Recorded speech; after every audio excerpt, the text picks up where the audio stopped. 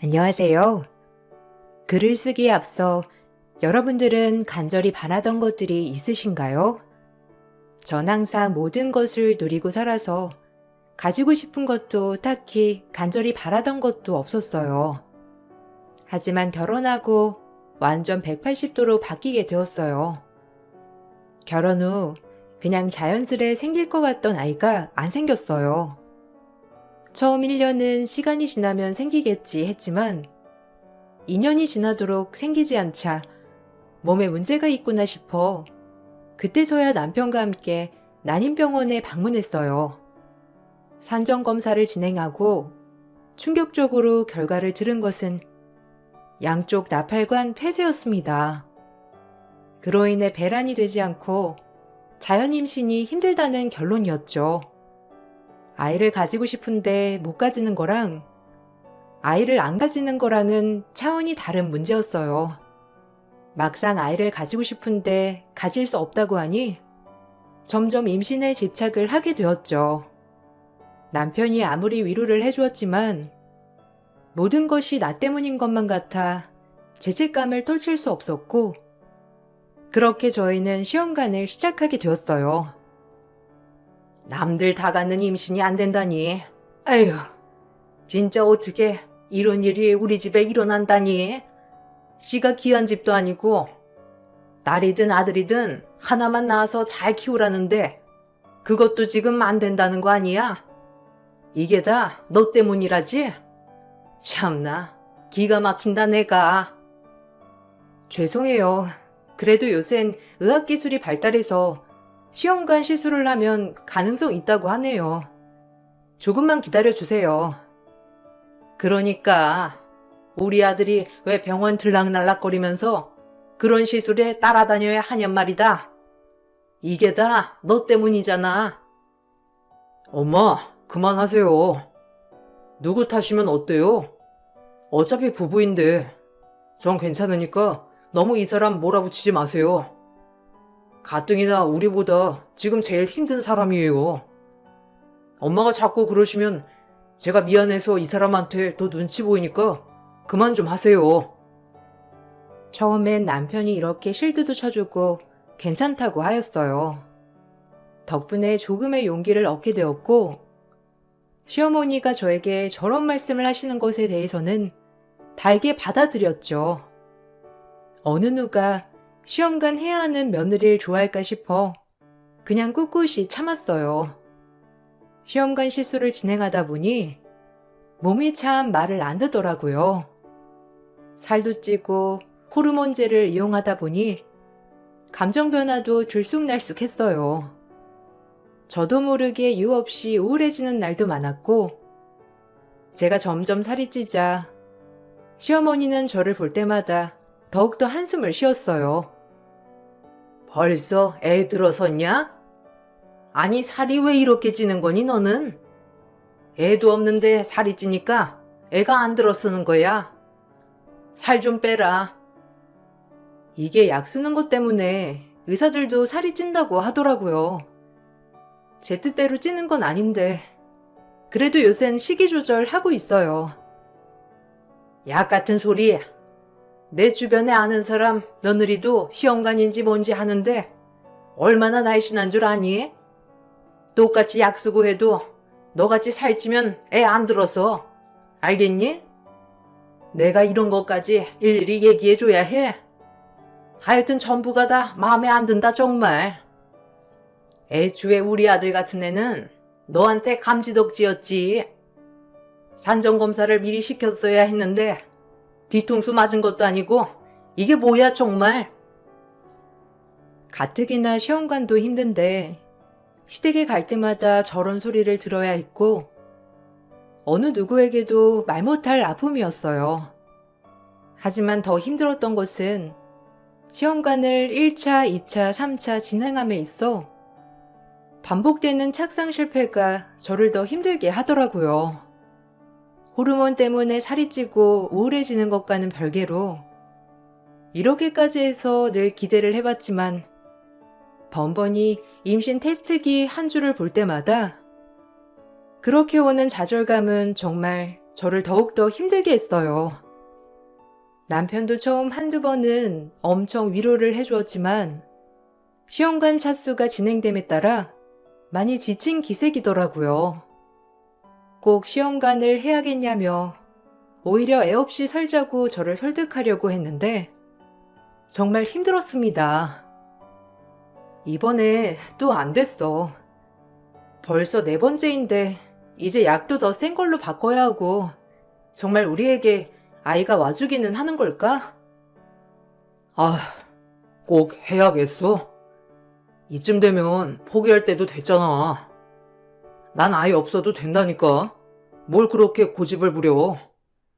엄마야 옛날 분이시니 아이에 집착하시는 건데 우리끼리 그냥 요즘 같은 세상에 알콩달콩 살아도 되지 않아? 이게 뭐야? 사람 사는 것도 아니고. 그래도 당신 닮은 아이 꼭 낳아주고 싶어. 이렇게 고생했는데 조금만 더 하면 아이가 와주지 않을까?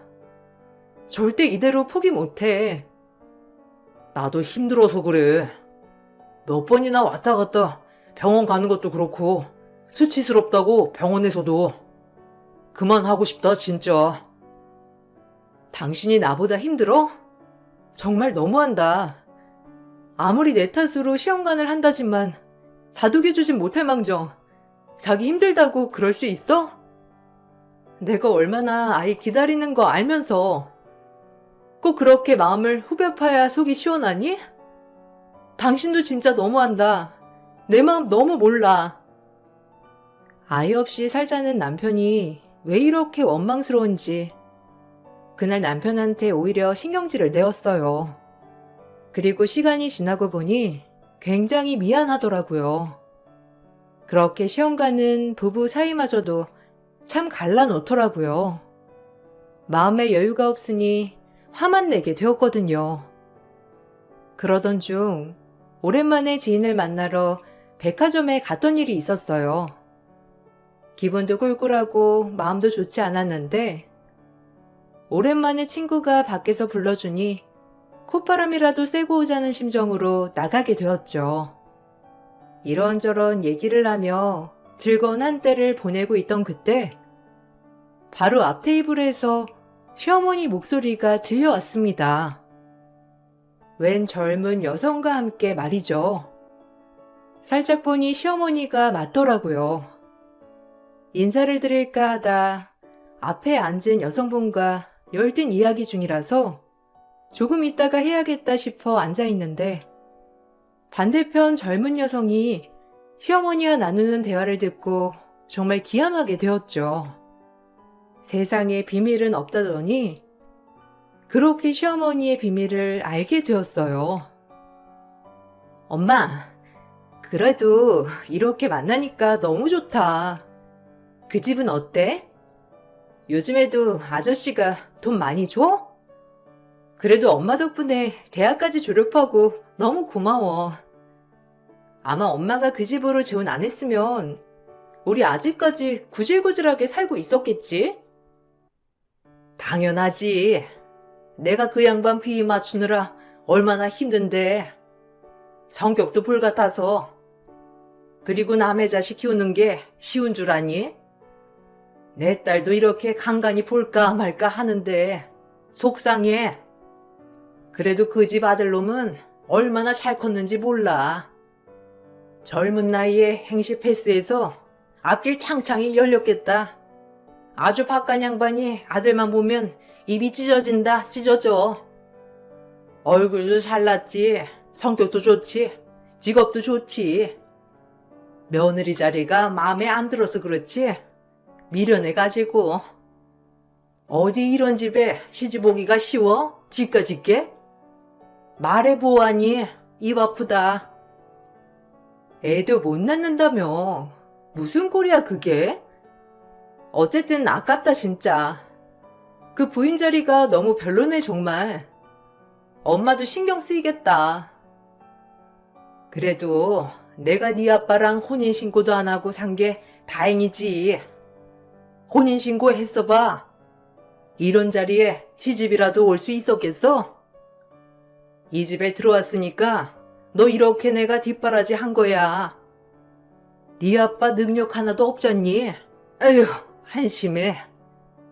그리고 일찍 저 세상이나 가고. 그래도 그 덕분에 지금 사는 남편은 내가 홀몸인 줄 알잖니. 나중에 아주 좋겠어. 그러니까 너도 조금만 참아. 알겠지? 제 앞 테이블에서 제가 있는 것도 모르고 그렇게 수다를 떨어대는 시어머니를 보니 기가 차서 말이 안 나왔어요. 사실 저희 시어머니는 남편을 키워준 새 어머니였거든요.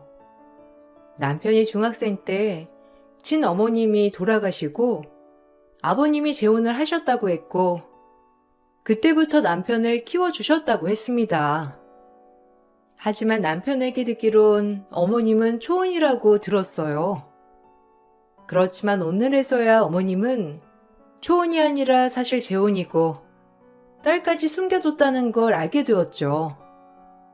아마 혼인신고를 안 했다고 하는 거 보면 그냥 사실혼 관계에서 아이만 낳았다가 집을 나오신 것 같았어요. 정말 어마어마하더라고요. 너무 큰 비밀이라 사실 못 들은 척하고 싶었어요. 아무에게도 말할 수도 없는 거 내가 굳이 이걸 들어서 마음만 심란했거든요. 그때까진 그냥 소름이 돋지만 뭐 사정이 있겠거니 싶었어요.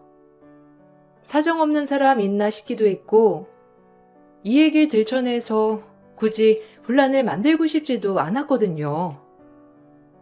얘, 뭘 그렇게 듣고 있어? 우리 얼른 가자.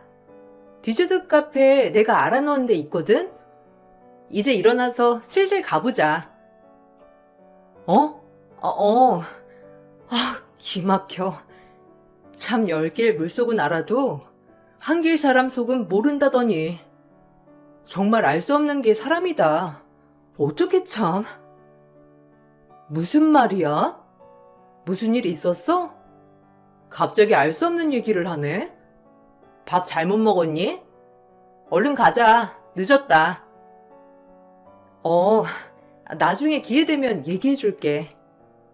그래, 우리 맛있는 디저트나 먹자.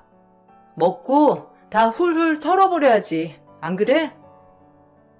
그렇게 친구와 도란도란 수다를 떨다 집으로 귀가를 했어요.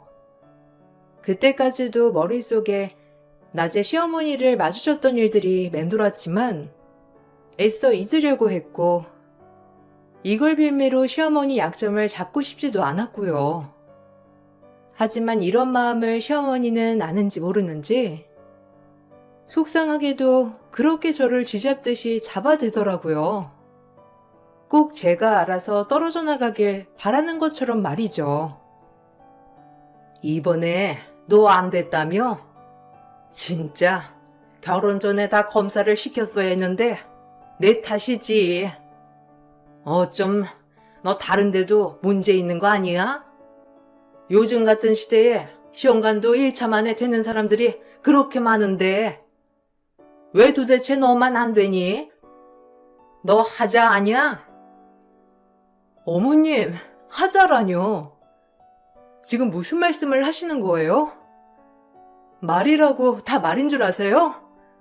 어떻게 며느리한테 하자라고 하실 수 있어요? 아니, 내 말이 틀려? 사실 그렇다. 우리 아들 아이가 너같이 하자 있는 애 몸에서 큰다는 것도 지금으로선 찝찝해. 알아? 나이도 많은 것도 아닌데 애가 안 들었으면 분명 더 문제가 있는 거지. 그렇게 병원을 다니는데 돈만 내버리고 소득이 없어. 어머님이 돈 보태주시는 거 아니잖아요. 그리고 막말하지 마세요. 저도 참고 있으니까요.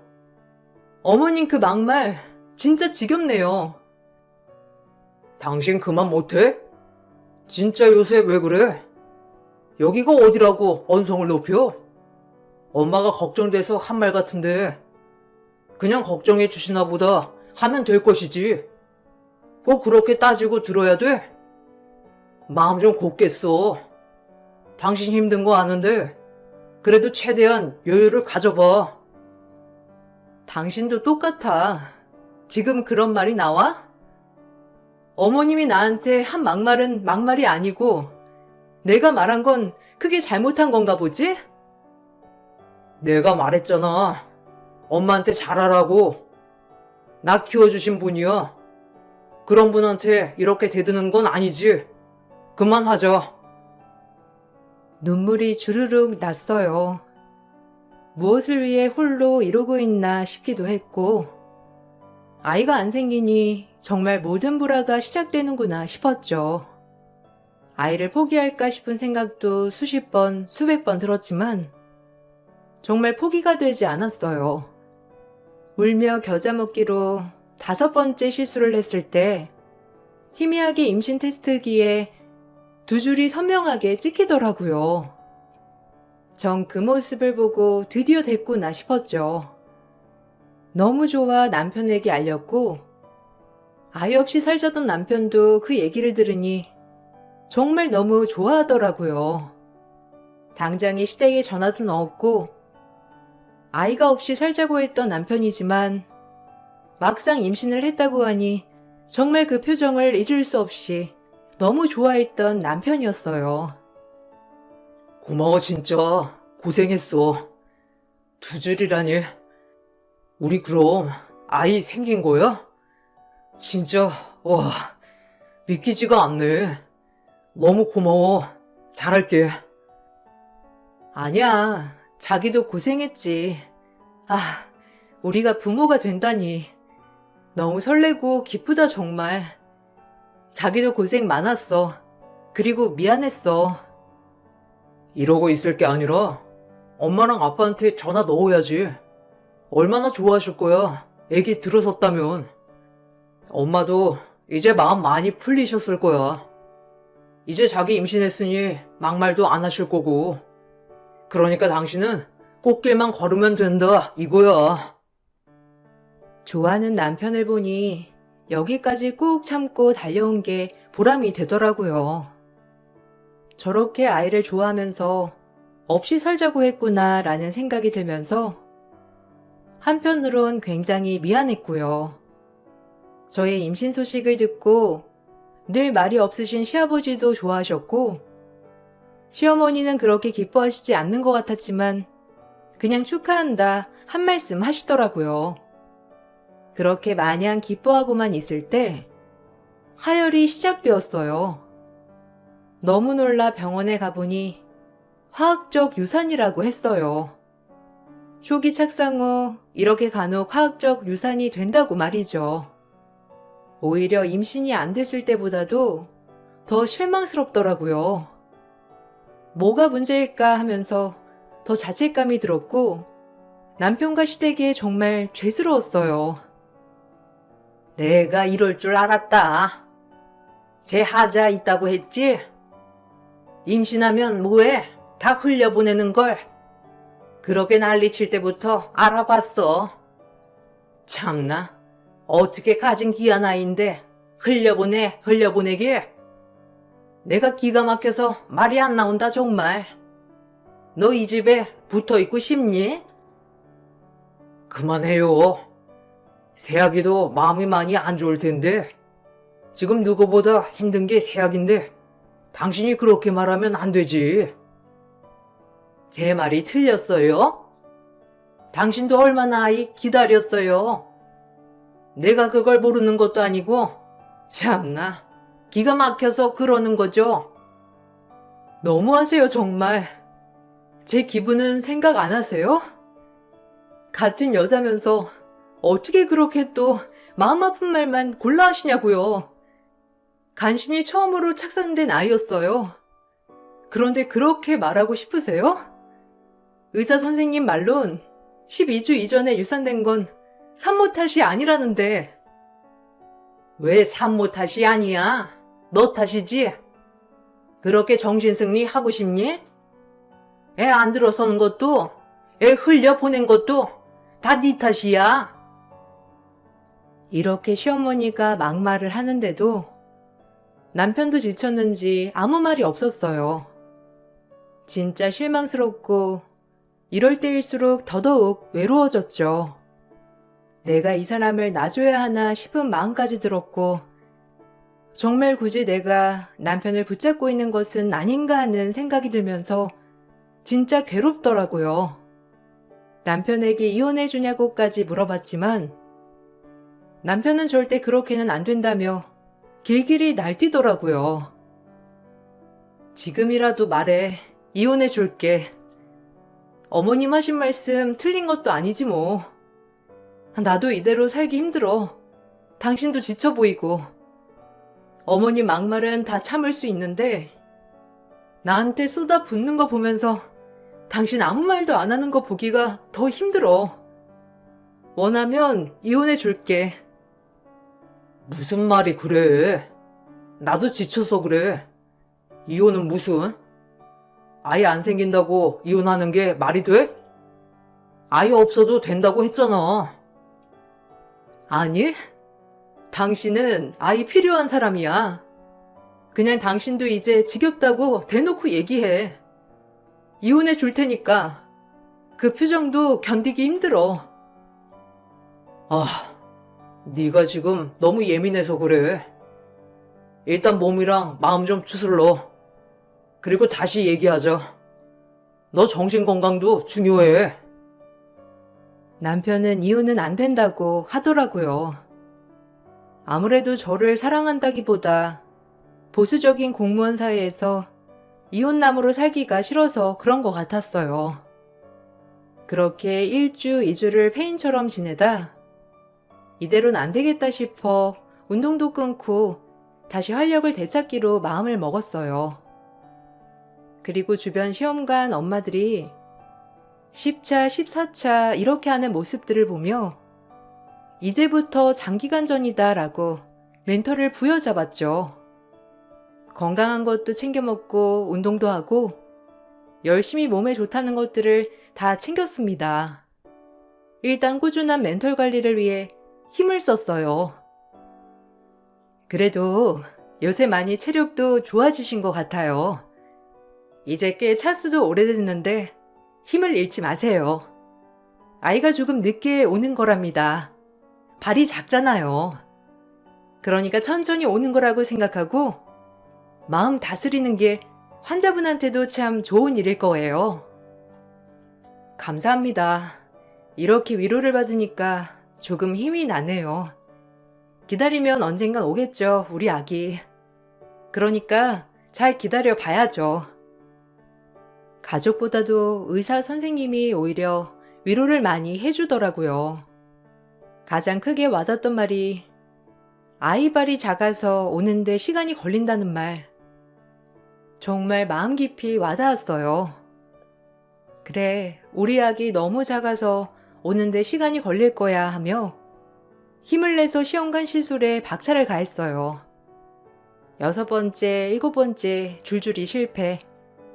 그래도 무너지지 않았고 내 몸이 닿을 때까지 끝까지 놓지 않겠다는 일념 하나로 정말 최선을 다했습니다. 지난번처럼 좌절보다는 오히려 다음에 한 번 더 라는 마음으로 마음을 다스렸어요.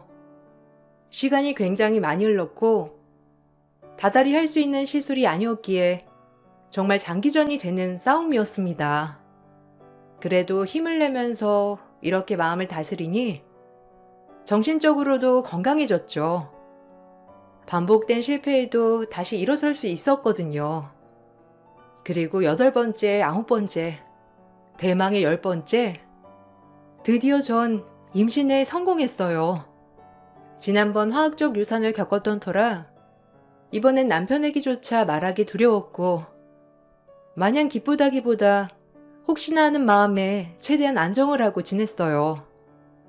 대망의 12주가 지나고 안정기가 들어설 무렵이었어요. 이제 좀 마음 놓으셔도 될 것 같아요. 아이 심장 소리도 우렁차고 아기 집 크기도 너무 좋고요. 지금부터는 유산 확률도 떨어지니 조금 마음의 여유를 가지셔도 될 것 같아요. 너무 축하드립니다. 그동안 고생하셨어요. 이제 출산병원으로 서류 써드릴게요. 감사합니다. 선생님 정말 감사해요. 이게 다 선생님 덕분이에요. 오늘 가족들한테 임신 공개할 생각에 너무 설렜네요.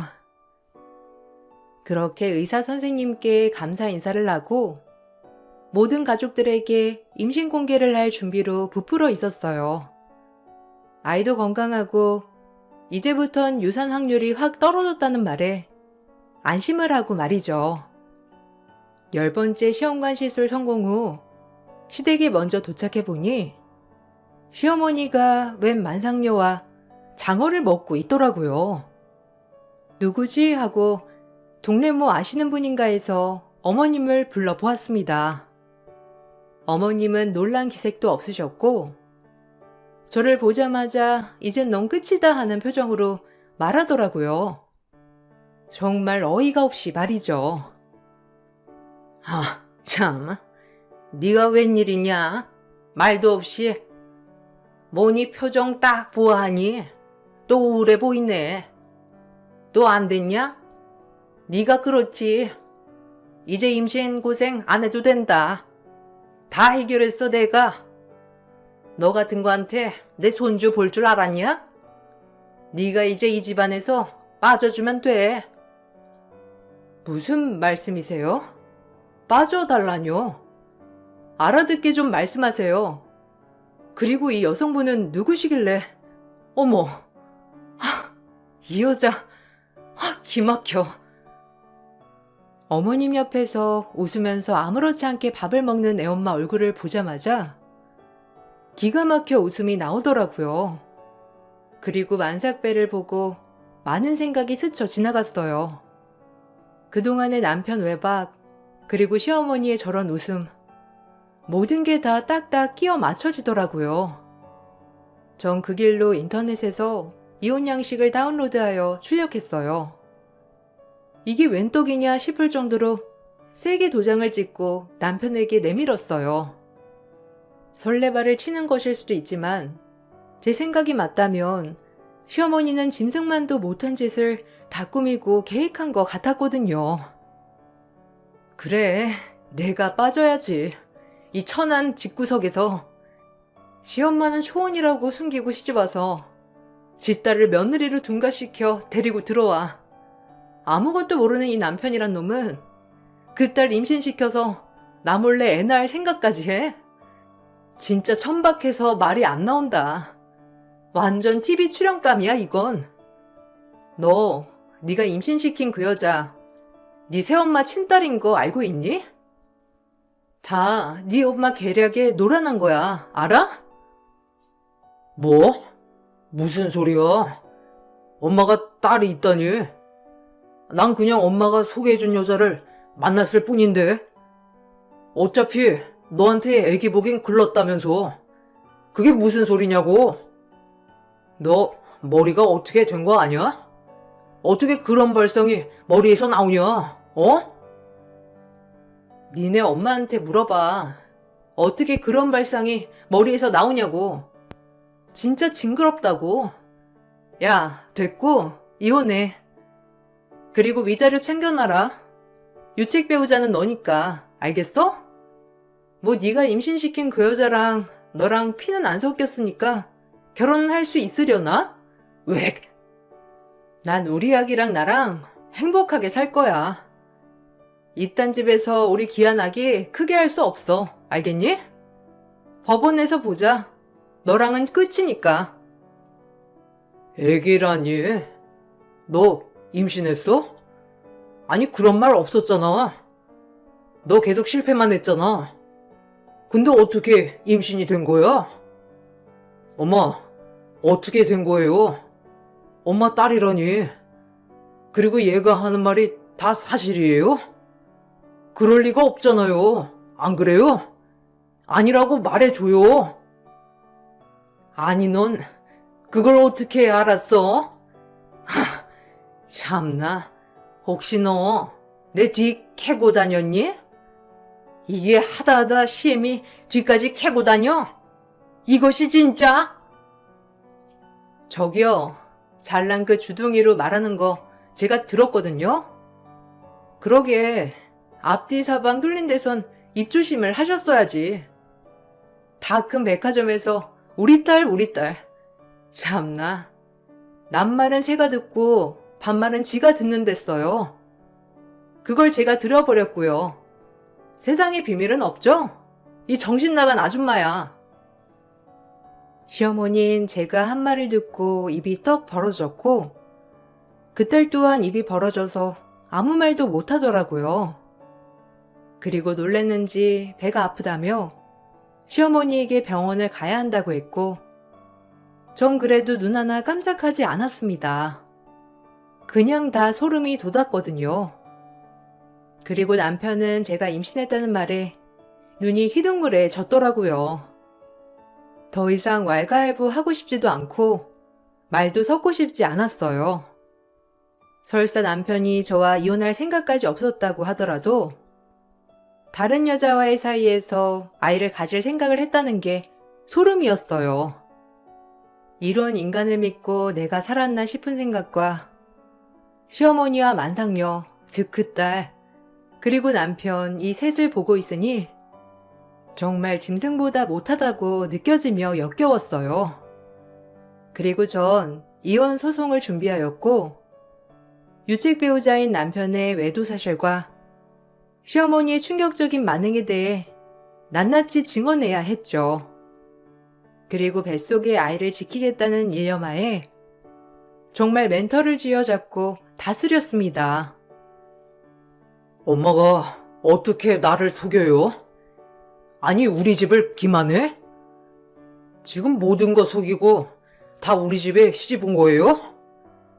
애초에 이런 목적이었어. 당신 딸한테 내 갖게 한 것도 우리 집 재산 당신 손주한테 물려주면 좋으니까 그런 거 아니야? 애초에 그런 거겠지. 아니, 내 말 좀 들어봐라. 너도 좋다며. 우리 딸 임신만 하면 이혼할 거라며. 근데 왜 이제 와서 그러냐? 어차피 너희 피도 안 섞인 남남지간 아니야. 이게 뭐가 문제야? 그냥 둘이 이제 잘 살면 되는 거지. 저것이랑 빨리 이혼하고 잘 살면 된다고. 아, 말도 안 돼. 내가 돌았지. 당신 말을 듣고 무슨 짓을 한 거야, 진짜? 우리 아버지, 나 철저히 당신한테 속았어. 알아? 지금 그게 문제야?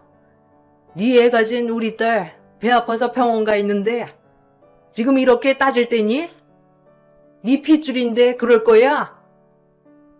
내 핏줄이든 말든 인정 못해. 난 속았어. 당신한테 철저히 속았다고. 그게 어떻게 되든지 말든지 내 할 바 아니야. 알겠어? 그래도 너도 동조했잖아. 사실은 아이 갖고 싶어서 내 말에 따른 거 아니니? 어디서 이게 나한테 온팡 뒤집어 씌워? 법원에서 남편과 시어머니 둘이 싸움이 났고 판사와 검사, 변호사 모두 이런 경우가 있나 싶게 쳐다보더라고요. 결론은 남편이 유책 배우자는 확실하였기 때문에 남편 집 재산 분할과 함께 위자료 그리고 태어날 아이에 대한 양육비는 지급하라는 결정이 떨어졌고요. 제가 친권, 양육권 모조리 가져올 수 있었어요. 또한 시어머니에게 청구한 정신적 피해 보상에 대한 위자료도 받을 수 있었죠. 이것뿐만 아니라 상간녀 소송도 걸었습니다. 어찌됐건 제 남편의 혼외자를 가진 건 사실이니까요. 시어머니는 본인 딸이 상간녀가 되자 노발대발 난리가 났고 그럼에도 불구하고 어찌할 도리는 없었죠. 시어머니의 딸조차도 저에게 4천만 원이라는 돈을 지불해야 했어요. 전 끝까지 아이를 지키기 위해 정말 멘토를 다스렸죠. 시어머니의 욕심은 파국을 맞았고 남편은 시어머니에게 또 소송을 걸었더라고요. 참 웃기죠? 그동안 속은 것에 대한 붕괴로 인해 아버님도 이번 일로 충격이 이만저만이 아니었고 아버님 또한 시어머니에게 이혼 소송을 걸었습니다. 그리고 시모의 딸은 그날 충격을 받아 조산을 했다고 하더라고요. 하지만 아이의 자가 호흡이 되지 않아 인큐베이터에 들어갔지만 결국 생명을 잃었다고 했어요. 이 말을 들으니 정말 오만 가지 생각이 들더군요. 시아버진 저에게 따로 연락이 와 미안하다고 사과하셨지만 크게 와닿진 않았죠. 이번 일에 있어서 시아버님도 피해자라는 생각이 들었지만 그동안 모든 걸 방관한 것도 시아버지 잘못이라고 생각했거든요. 내가 다 미안하다. 진작 알아보고 했어야 했는데 너 그동안 힘든 것도 몰라주고 일을 이 지경까지 만들었어. 아니에요. 아버님도 속으신 거잖아요. 뭐 작정하고 속이는 사람 당해낼 수 있나요? 그냥 다신 연락하지 마시고 찾지 마세요. 사실 아버님 이렇게 만나는 것도 불편하네요. 남편 그리고 아버님 또 그 여자 다 안 보고 싶어요. 이제 그냥 연락 안 하셨으면 해요. 아, 혹시 아이 태어나면 보여라도 줄 수 있니? 그래도 우리 핏줄인데 내가 영 안 보고 살 수는 없잖아. 안 그래? 아니요. 죄송해요. 아버님 남편 절대 아이 볼 자격 안 되세요. 아시잖아요. 저 혼자 끙끙거리며 노력해서 가진 거 죄송합니다. 내가 정말 널 볼 낯이 없다. 어떻게든 든든하게 옆에서 지켜줬어야 했는데 에휴, 나도 할 말 없는 거 알지 뭐. 미안하다. 전 이 말만을 남기고 자리를 떴고 아버님은 아이가 태어나면 볼 수 있겠냐고 물어봤지만 절대 안 된다고 그 자리에서 못을 박았어요. 그리고 남편은 간간히 아이 때문에 연락을 했다며 계속 집착을 했고 전 만나길 철저히 거부하였어요. 정이 털릴 대로 털린 터라 정말 눈물 한 방울 안 나오더라고요. 그리고 제 뱃속의 아이는 이런 상황에서도 무럭무럭 잘 자라주었답니다.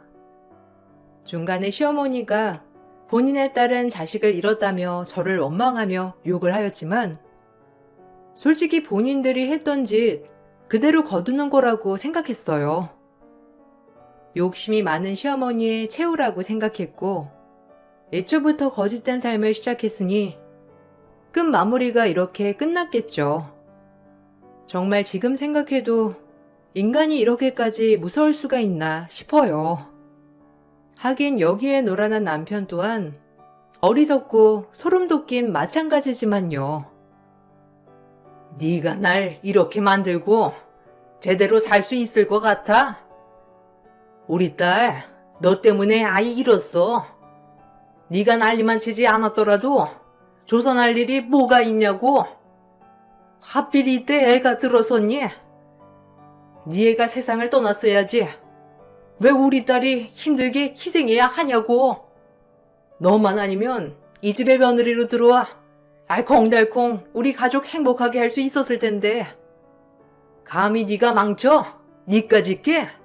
용서 안 해. 용서 같은 소리 하네. 아줌마한테 용서받고 싶은 맘 일체 없고요. 여기저기 소송 비용이랑 위자료 비용이나 준비하셔요. 당신 딸 그렇게 된 거 내 탓이 아니라 당신 욕심 탓이니까. 평생 후회하고 반성하고 살아. 남의 눈에 눈물 내면 원래 본인 눈에는 피눈물 나는 거니까. 다신 전화하지 마세요. 태교에 안 좋으니까. 정말이지 소름 돋고 짐승 같은 아줌마.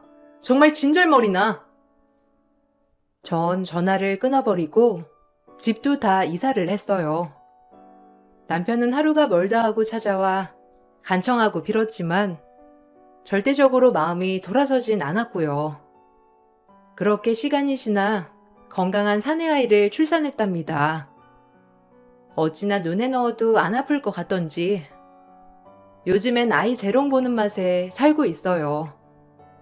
아이가 주는 행복, 기쁨 이 세상 무엇보다도 기쁘더라고요. 남편은 아이를 보기 위해 저에게 소송을 걸었지만 아직 아이가 매우 어리기 때문에 면접은 따로 하지 않고 있고 제가 보여주고 싶지 않아도 법으로서 보여주긴 해야 한다고 하더라고요. 남편이 제일 후회한다고 제발 봐달라고 하지만 정말 코웃음만 났어요. 그리고 아이를 힘들게 가진 만큼 정말이지 모든 걸 다 해주고 싶은 마음이랍니다. 비록 남편도 없는 싱글맘이 되었지만 충분히 좋은 가치관을 정립시켜주며 키워줄 수 있을 것 같아요. 엄마는 위대하니까요. 다행히 금전적으로 여유도 있고 아이가 조금 크면 원래 다녔던 회사에 복직도 할 예정이라 아이 하나는 충분히 키울 수 있을 것 같습니다. 그래도 이 삭막한 세상에 제 아들이 제가 살기 위한 희망을 불어넣어 주네요. 여러분들도 제 글을 읽고 용기를 얻으셨으면 좋겠어요. 남들에게도 일어나기 쉬운 일은 아니지만 이번 일을 겪어보니 더욱더 용기가 생겨요. 싱글맘의 삶을 응원해 주시길 바라며 이만 글을 마치겠습니다. 감사합니다.